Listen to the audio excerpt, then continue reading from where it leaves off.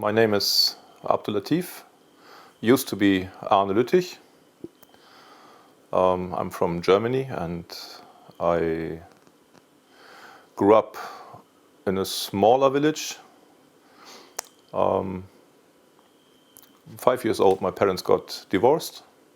So first I stayed with my mother. I don't know what age after I changed to my father's place, which was really countryside. And my mother was a teacher. I started off in a private school till 7th grade, and then I changed to public school. After school, I started an apprenticeship as a metal worker in a tram factory, in a tram company in Bremen, North Germany. And I did that for 2.5 years. During that period of driving trams, I started at high school, not university. So I did that one, economics and applied languages. Taking everything really easy. Nothing was serious. Nothing was I did not prepare for the future. I did not care about anything, because there was no reason to do so. I had a good income from tram driving. That paid very well, and as long as I showed up on the job in time, I could do whatever I liked to do. I was single. I wasn't married. My family was living far away for my standards, so I did not see them much. So I spent the time smoking. Islam was no issue for me. It did not attract me as a religion, because this 30 years ago, Buddhism was very famous. This is the way to go for everybody. Peaceful and meditating, floating somewhere in nirvana. This sort of it suited very well with smoking weed, and so that get along very well. I was financing my high school time with tram driving, and I was driving at night, and one guy came in, and he had a torn motorrad leather jacket, and he had one of these turbans. And I asked him, I said, where you come from? Because when you do this job, you see many different cultures. They come daytime, nighttime, and they wear their traditional outfit. So I was curious, and I always asked these people, I said, where are you from, where are you from? So I asked him, and he said, I'm Turkish. I said, well, I don't believe you, because I'm driving. Bremen is full of Turkish people. I probably drove 1 million Turkish people from left to right, and I've never seen one like you. And he said, no, I'm Turkish, and we can talk about it. So during the whole tram ride, we spoke about this, and he said, what do you know about Islam? I said, oh, I know a lot. I was just giving a lecture about mystical music in Islam. And well, he figured out pretty quick that it all was not the way I perceived it. And he recommended 2 books. One was a diary from I guess she was a German woman. She did Halvet, Chiller, 40 Days. That's the title of the book. And the other book was from Anne-Marie Schimmel, and that was definitely too much for me. I tried to read it, but I did not understand much, and all the stories about the people, the backgrounds, and all the names and all the dates, I couldn't keep that in my mind. But this diary, that was quite interesting for me, and I said, well, that's something I would love to do. So my first interest in Islam and my first attraction was that what she did, I wanted to do. And of course, that was to my experience with psychedelic drugs. And I totally got it wrong. But that was the door. It opened the door for me. And so these psychedelic drugs, they were like an advertisement, like a commercial. But to come to the real stuff, you have to leave that behind and do the step to, in this case for me, to Islam. So this Turkish guy with the turban, he said, you read these books, and when you finish them, you call me, and I come and we can talk about it. Because now it's too early to talk about these things. You have to have a basic understanding. So 2 or 3 months later, I called him, and he came quite a long way away he lived, and we talked about Islam, we talked about everything, how I see religion, what religion means to him, and I said, okay, I would love to do it the way you do it. And he said, yeah, you're welcome to come. I said, no, if I do it right, or I don't do it. So I cannot continue my life the way I live it now, but I have to get rid of everything I have now, which is from the wrong side, and then when I'm done with that, I can come. I said, but it'll take quite a while, because I had quite a lot of things in my house which had to go first. And he said, well, if you think it takes too long, then you can pray and ask for help. I said, well, I don't know how to pray. He said, well, you don't have to know how to pray, you just pray. I said, well, I feel stupid. You know, all of a sudden you start making excuses why you can't do it. And I was just classical. I said, nah, the neighbors might see it. He said, close the curtains. I said, I don't know what to say. He said, oh, I go away, you do it the way you think it's right, and that's okay then. And so I made a deal then. He left the house, and I prayed the first time in my life. And to my surprise, end of the next day, everything was gone and I was free to come. I said, oof, that's not possible. And so I called him the next day and said, I'm ready to come. When do you have time? He said, next weekend we go. I stayed outside at the corridor and they left me there. They didn't bother me to come in, they didn't push me. And the next day he said, you want to wait in the corridor? I said, well, yeah, you know, I don't know. Maybe I can come in, but I don't know what to do inside. I don't want to do anything wrong. And he said, I can't do anything wrong, just come in. I said, where do I sit? He said, oh, just sit anywhere you like. And I said, you show me a place. He said, okay, come. And he showed me a place. So I sat down and they started to pray. And then he said, would you like to pray as well? I said, no, I don't want to. I don't know what to do. Of course, it was all new for me. And he said, just do as we do and nobody cares what you do. Just feel free to copy, paste, we would say today. And I still hesitated. And then he said, well, that's from Shaitan. And I don't know. I had no reason to understand why he said that, because Shaitan and all that didn't mean anything to me. But after he said that is from Shaitan, I said, okay, I pray with you. I don't know. This must be guidance from somewhere. Now I think about it, it's really strange that was a reason for me, or a good argument for me to start praying, but I did it. And then the first Jummah sohbet was given by a deputy. The door opened, one of his sons came in. And he said, my mother wants this and this from you. And he interrupted his sermon and he answered him, and that was normal to him. And I thought, wow, that is relaxed. And then a cat came and jumped on his lap and he started to play with the cat. And I thought, wow, I love that. You know, he doesn't take himself as so important that he has to chase a cat or his kids away. No, they had their right to talk to him, even then, which is, I think, that is a way to make Islam being welcomed by Western people. To show that, okay, I'm here, I want to give you something, I want to give you a sermon, I want to give you information about the Lord, about the story of the Prophet, about how to behave in society, but whatever I want to say is not so important that the others don't have the right to interrupt. And that was, for me, that was quite catching. So I felt in the right place there. I started there, and it was like a new world opening for me. I felt welcomed, I felt relaxed, warm and welcoming life. And the way the people treated each other, you did not ignore the other person, you did not just pass by, you talk to the other person, and you receive, you perceive, and you interact. I think it was the very first visit. When I started praying there, I said, okay, I want to be part of this group. This is it for me. I don't need anything else. And I said Shahada with Sheikh Hassan. Still, I was a bit shy.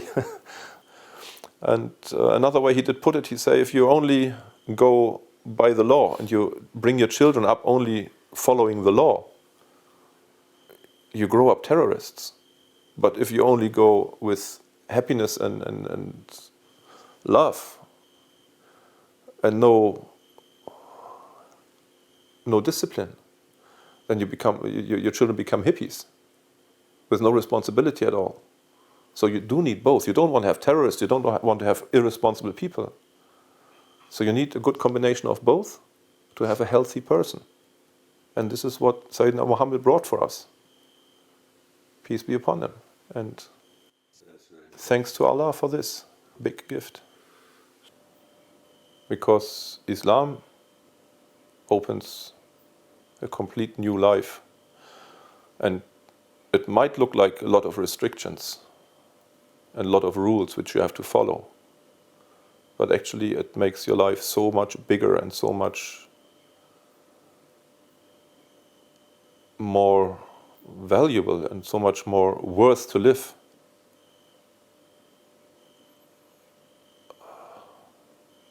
I can't put it in words. If you tell a 3-year-old, do not cross the road, then this child may say, oh, you put a rule on me. Yeah, it saves your life, for God's sake. It saves your life. Obey this rule and you live long and happy. You follow your own will, you die.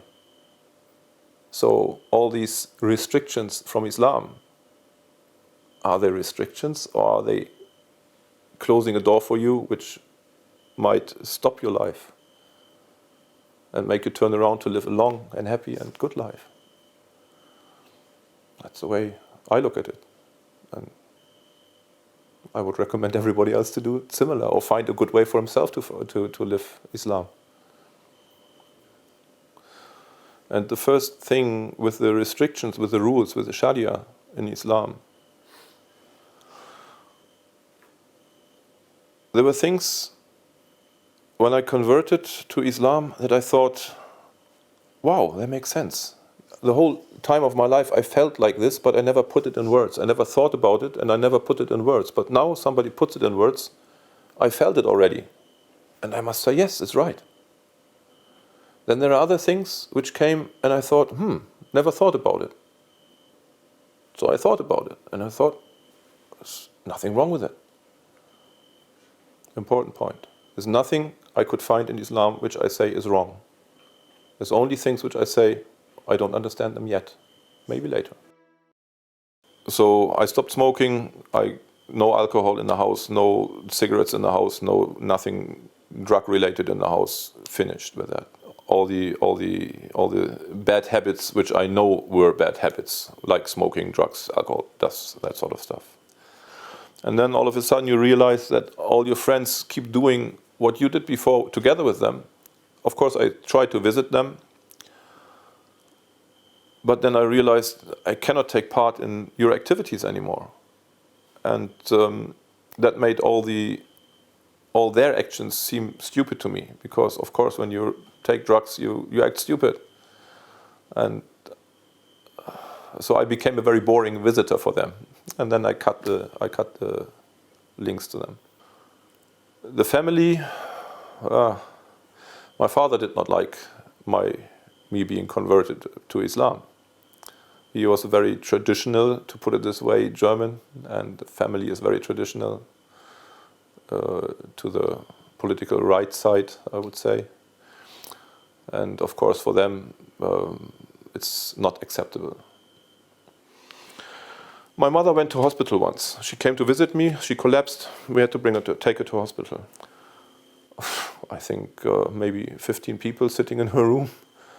And the nurse came in to bring her food. And she looked at them, women all with head covered, men wearing Arabic or Islamic outfit. Was quite new for them, because that was still Germany. Yeah? And later my mother told me that this woman said, what kind of people were they? They were so, and then she was lacking the words. She didn't know what to ask. She felt that there was something different, something special. But she couldn't put it in words, so she was like helpless like a child, and all she could come up with was, these people were so clean, right? But she asked, interested.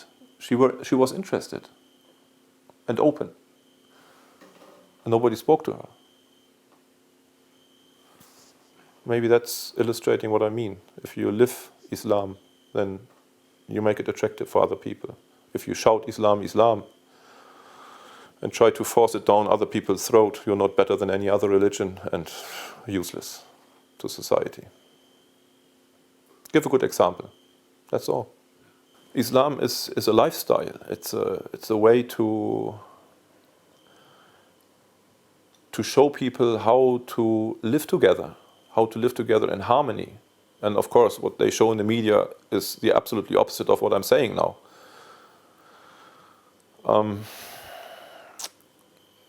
But then media is one thing and reality is another thing. Islam is the biggest present mankind received. And for sure, the same applies to Jesus, the same applies to Muhammad, peace be upon them. But time, civilization twisted all this around, as they do twist Islam around now in these areas where they kill people in the name of Islam. This is not Islam. We don't have to talk about this. This is obvious. So if people would show tolerance as it is recommended by our Prophet, peace be upon him, if people would show love and affection as it is recommended, and that does not contradict Sharia, it does not contradict Quran or Hadith, then the media would not have a chance to present Islam in a bad light. But this is a time where the nafs is on its peak. Everybody wants to live life to the fullest. I did the same. I cannot blame people for it. I got the gift, I got the present, alhamdulillah, to let a big part go of this. Still, of course, ego is a problem. We are working on it. That's what we're here for. That's what we try to achieve. But if we are aware that this is something to work against, this ego, nafs, is something that we have to control, at least if we know this, slowly, a whole new lifestyle developed.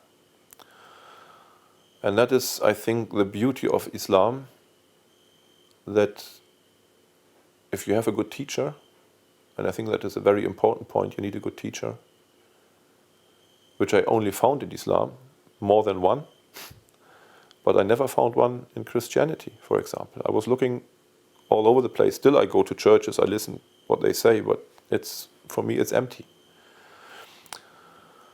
The beauty of Islam is, again, with a good teacher, that it gives you guidance. It gives life meaning and structure. Before, I think taking drugs is a sign of having no goal. You don't know where to go. You're drifting. Why not drift with drugs? Makes drifting more interesting and easy.